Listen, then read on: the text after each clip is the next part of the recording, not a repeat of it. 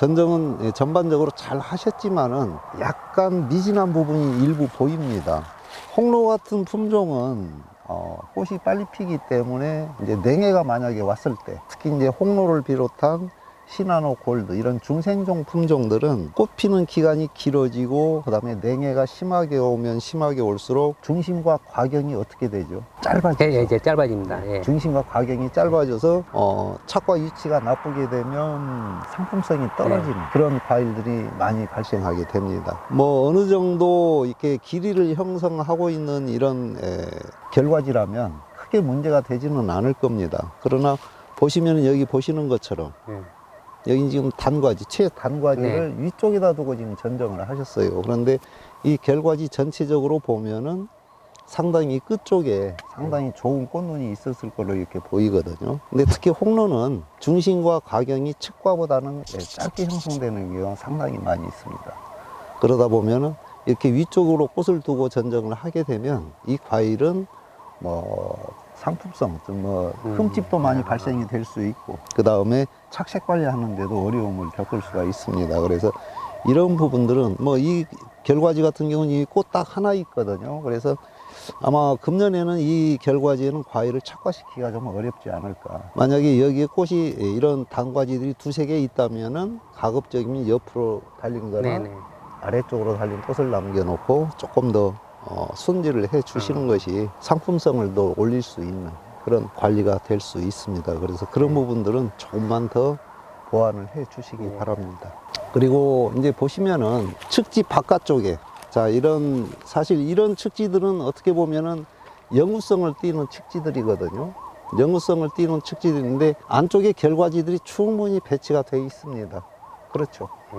그런데 바깥쪽에 더 무거운 결과지들이 지금 자리를 잡고 있습니다. 그래서 지금 이 전체 과원을 보면은 지금 측지마다 전부 이게 끈으로 해서 지금 가지들을 다 올리고 있습니다. 그거는 물론 가지의 힘이 약해서 그러는 경우도 있지만 지금 여기 보시는 것처럼 측지 바깥쪽에 이렇게 무겁게 꽂는 결과지들을 배치를 하게 되면은 우리 생산자 입장은 어떻습니까? 바깥쪽에는 좋은 과일이 많이 달리죠.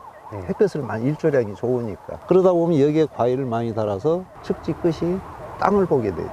그러면 이 측지는 힘을 받기가 어려워요. 체력이 빨리 떨어지는 그런 단점이 있습니다. 그래서 이 안쪽에 결과지가 없다면 모를까 안쪽에 충분히 수확을 할 수 있는 결과지들이 많이 보이기 때문에 굳이 바깥쪽을 무겁게 해서 나무 생육을 떨어뜨리는, 그리고 또 이런 작업 관리가 좀 복잡하고 어려운 그런 부분들이 있습니다. 그래서 그런 부분들도 조금씩은 개선을 해 주실 필요가 있습니다.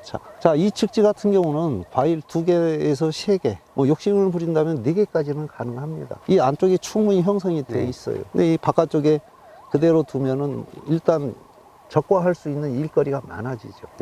그리고 자, 세력이 약한 측지에 이렇게 꽃이 많이 붙게 되면은 일단 저장량분 소모가 많아집니다. 그러면은 수확을 해야 될 과일의 생육이 부진해지는 그런 결과를 초래해서 우리가 목표로 하는 그런 대과를 생산하기가 상당히 어렵습니다. 그래서 조금씩은 손을 보면서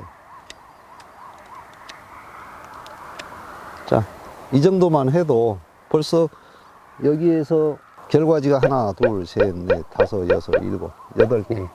그러면 여기에 적과할 수 있는 적과품도 많이 줄어들죠. 그래서 이런 관리를 조금은 더 해 주실 필요가 있습니다. 상단부에는 제일 끝에 남기는 거는 꽃눈으로 남기는 것이 좋습니다. 그래야 우리가 바라는 이런 그 삼각뿔 형태의 그 나무 수행이 갖춰지면서 하단부에도 햇볕이 잘 들어가는 그런 상태가 만들어진다고 볼 수가 있습니다. 여기 또 지금 이거는 2개나 3개밖에 달 수 없는 그런 측지거든요. 그럼 굳이 길게 둬서 나무 세력이 자꾸 떨어지지 않도록 그렇게 관리를 하실 필요가 있습니다. 여기도 마찬가지죠.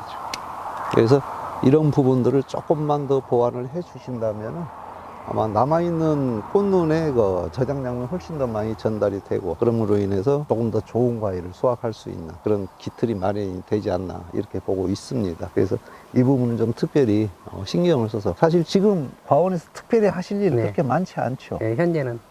그래서 지금 이제 이 작업을 해 주시면은 이제 조금 더 품질이 높고 그다음에 대과를 생산할 수 있는 그런 것이 조금 더 많이 형성이 되지 않을까 이렇게 생각을 합니다. 이제 홍로 품종의 가장 큰 문제가 있죠. 홍로에서 가장 문제가 되는 부분이 어떤 부분이죠? 마디마다 꽃이 많이 예. 피어요. 꽃이 제일 많이 피고. 자, 지금 여기 보시면은 자, 여기 작년에 만들어진 결과지가 있습니다. 자, 여기 정화가 있고 여기 지금 옆에 있는 액화들이 있습니다. 그런데 홍로는 거의 이 결과지에서도 이 액화들이 네. 다 꽃이 네.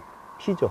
네. 그래서 지금 하실 일은 아직 뭐 정례나 적화하기는 빠른 시기죠. 그러나 지금 하실 일이 있어요. 가장 중요한 작업 중에 하나라고 볼 수가 있습니다. 이 정화를 남겨놓고 결과지 길이에 따라서 뭐 결과지 길이가 20cm 이내다, 즉 가장 좋은 과일이 달리는 그런 결과지다 그러면 바로 밑에 있는 꽃하고 그 다음 꽃 이 두 개 정도만 따주시면 이 액화에서 소모하는 저장 양분이 정화로 많이 전달이 되면서 초기 생육이 굉장히 좋아집니다. 초기 생장이 좋아지면은 일단 세포 분열이 잘 일어나죠. 우리가 대과를 생산할 수 있는 기본적인 요건은 첫째는 정상적인 세포 분열, 그 다음에 두 번째는 확보된 세포가 빨리 확장해서 과일을 크게 만들어지는 이 두 가지거든요. 그래서 이 액화 두 개나 세 개 정도만 따주시면은 이 여기에서 소모하는 저장 양분이 정화로 많이 전달이 돼서 이 과일이 초기에 잘 발육이 되고, 그 다음에 여기에서 나오는 화촉엽 이게 일단 좀 크게 나옵니다. 그래서 대과 생산 기본 요건은 화촉엽이 얼마나 건강하게 잘 나오느냐, 이게 가장 중요하다고 볼 수가 있습니다. 그래서 지금 뭐 특별히 하실 일이 없기 때문에 지금 과원에서 하실 일은, 특히 이제 홍로를 재배하시는 농가들은 이 작업을 좀 철저하게 해주시면 훨씬 더 좋은 과일을 수확할 수가 있고, 그 다음에 또 한 가지 장점이 있어요.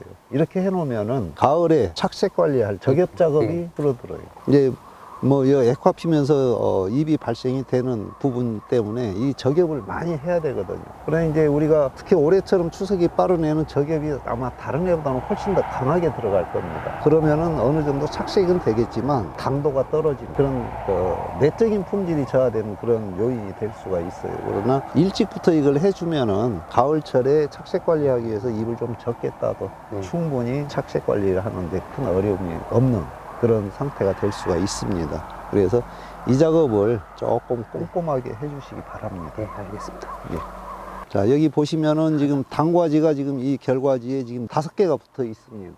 그러면 이게 전부 다 꽃이 피면서 다 적과를 해야 되죠.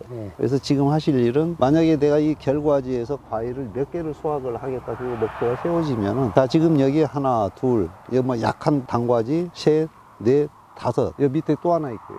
6개가 있습니다. 그러면은 우리가 적과할 때 상당히 많은 노동력이 필요로 하는 그런 시기죠. 그래서 아주 약한 결과지, 아예 이렇게 꽃은 제거를 해주시고, 그 다음에 이 결과지에, 물론 이거는 내년에 쓸 수 있는 예비지로 보시면 됩니다. 그래서 뭐 이거는 이제 빨리 적과를 해주면 좋은 결과지가 되거든요. 그런데 지금 너무 밑으로 쳐져 있죠. 그래서 이거는 그냥 입수 확보 차원에서 이대로 두시고요. 자, 이 둘 중에 요거는 지금 위치는 위쪽으로 달려 있어서 상품성이 좀 떨어지는 그런 과일이 될 수 있어요. 그래서 아마 여기에다가 과일을 다는 게 낫지 않을까 싶어요. 그러면은 여기는 입수 확보 차원에서 그냥 이대로 두시고요. 여기에 과일을 달고, 이거는 일찍 제거를 해서 적과하는데 품이 좀 덜 들 수 있도록 그렇게 해주시면. 그래서 이런 최단과지들, 지금 이제 여기도 보시면은 지금 하나, 둘, 셋, 넷, 4개가 있습니다. 그러면은 이거 하나 따주시고, 뭐 이거 하나 정도는 더 따줘도 될 것 같습니다. 그래서 그 대신 이걸 제거하실 때 절대 가위는 쓰지 마세요. 손으로 이렇게 밀어주면 여기에서는 잎이라도 나옵니다. 그러나 가위로 따버리면 그 자리는 죽은 자리가 돼요. 그래서 아무것도 발생이 안 되는 그런 특성을 가지고 있기 때문에 이 작업하실 때는 반드시 손으로만 해주시는 것이 좋습니다. 이제 여기 보시면은 여기 꽃이 여기 있고 여기도 있고 이 뒤에도 있거든요. 그러면은 이거 따주고, 요거는 조금 빠르네. 이거 안 따지네.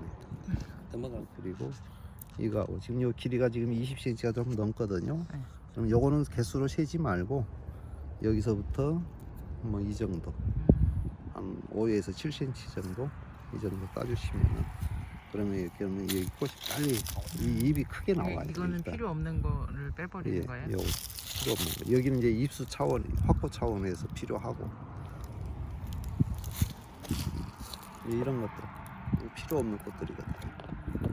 이런 지금 이것도 사실 적과의 일종이라고 보시면 됩니다. 그래서 꽃 피기 전에 저장량분이 소모가 최소화될 수 있는 그런 정례를 지금 해 주시면은, 그래서 이런 당과지, 근데 너무 필요 이상으로 많이 붙어 있는 당과지하고 그다음에 이제 이 결과지 길이에 따라서 뭐 2개에서 많게는 4개까지도 따줍니다. 그래서 이 작업을 해 주신다면은 아마 초기 과일 발육하는 데는 상당히 도움을 많이 받고 상당히 잎을 좀 덜 따도 되는 그런 조건이 만들어질 겁니다. 그래서 그 작업은 좀 반드시 해 주시기 바랍니다.